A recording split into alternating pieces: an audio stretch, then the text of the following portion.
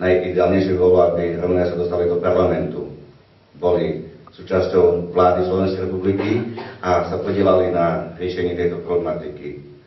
No bohužiaľ, mentalita Romov je taká, že nie sme jednotní.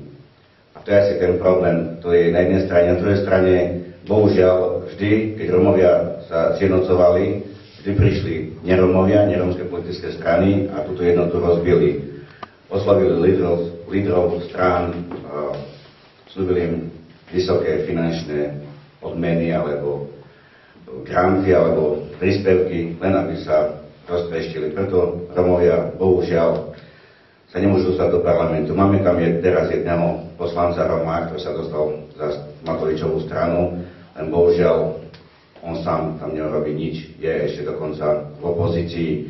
Čiže to by bolo najideálnejšie. No, ďalší problém je asi v tom, že ozaj vy ako neromovia nás nepoznáte. Romov nepoznáte našu históriu, tak ako to povedal pán Glovacký. Bolo by dobre dať do osnov, do stredných škôl, kde by si proste niečo o nás Romov, aby ste boli v obraze. Ďalší problém je ten, že bohužiaľ Romovia nevlastnia žiadne súkromné médiá. Vo médium to je sila. Ja som pracoval 17 rokov v Slovenskom rozhlase, robil som reportáže pre Romov a viem, čo dokáže urobiť jedna reportáž. Bohužiaľ, nielenže verejnoprávna inštitúcia prináša negatívne informácie, ale televízie súkromné to majú nainscenované, že takto majú robiť, takto majú vysielať, prinášať tie negatívne informácie. Tu padla krásna horka. Vy si myslíte, že nás Romov netrápi, že storočná história bola poškodená? Ja napríklad som sa tu narodil, moje deti tiež. Nikdy som neopustil Slovensko a mal som tu možnosť, keď som odišiel z rozhlasu, ísť robiť do Anglicka, do zahraničia. Prečo? Ja som sa narodil tu, chcem žiť tu, chcem tu pracovať.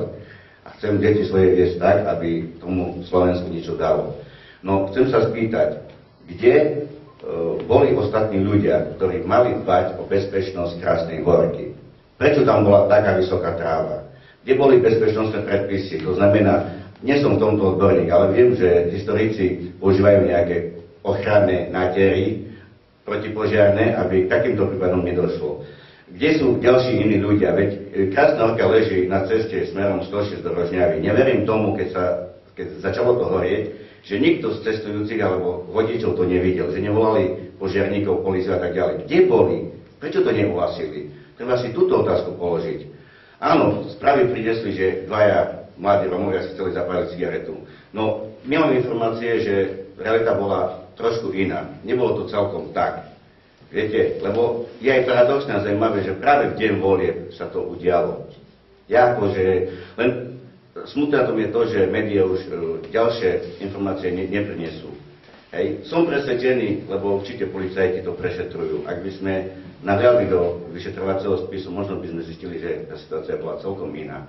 Čiže na margo toho, a každý tu obviňuje Rómov, Kotleba si tam zohnal alebo zdedil pozemok, dostal do daru, teraz ide zrovnať rómskú osadu so zemou.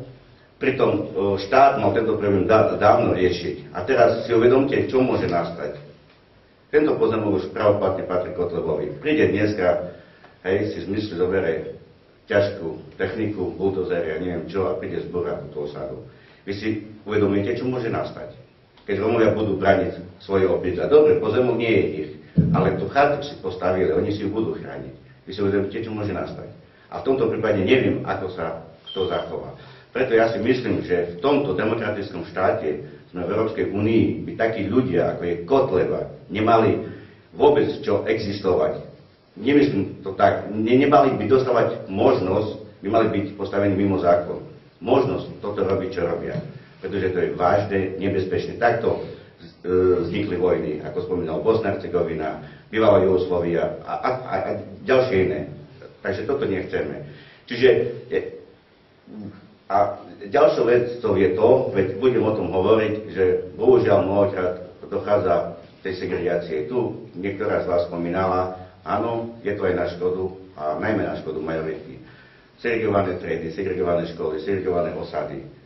Štát chce produkovať nevzdelaných Rómov do budúcna, aby na to doplácali tí, čo pracujú. Ja chápem tu niektorú, čo povedala, že jej mama musí stať. Aj moja manželka ráno sa vrátila z nočnej a robí stolárne a musí makať. Ja tiež, keď chcem, aby som svoje deti uživil, aby som im dal vzdelanie, musím chodiť do práce, musím pracovať. Ale bohužiaľ nie je to vždy jednoduché.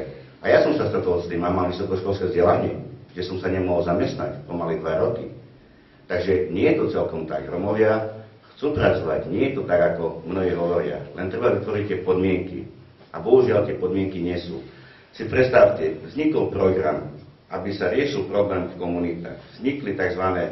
Komunitní terénni sociálni pracovníci. V čase, keď to vzniklo, neviem, pred niekoľkými 6-7 rokmi, tak podmienkou bolo, aby komunitný pracovník bol z komunity, mal istú autoritu prirodzenú a stačila aj základná škola. Asistent komunitného pracovníka. A boli tam komunitní pracovníci, ktorí potom riešili tie problémy. Dneska sa tam Rom nedostane. Robia to neromovia, pretože nemajú prácu.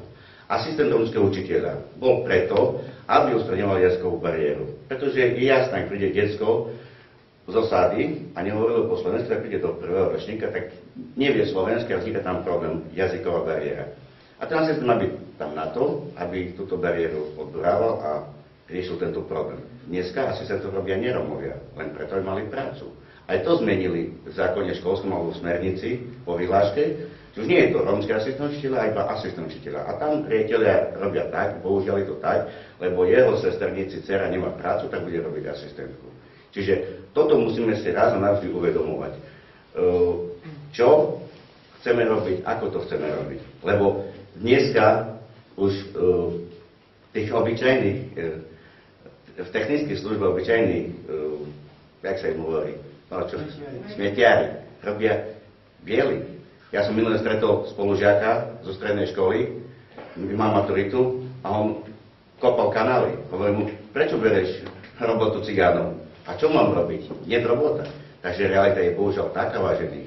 Štát je tu od toho, tu ste to mali, vláda je tu od toho, aby vytvorila také podmienky, idú tu miliardy z únie, aj na Romov, a tieto miliardy sa strácajú na účtoch, niekde na Kajmanských ostrovoch, neviem kde. Tie peniaze sú bohužiaľ tam a nie idú tam, kde by mali byť.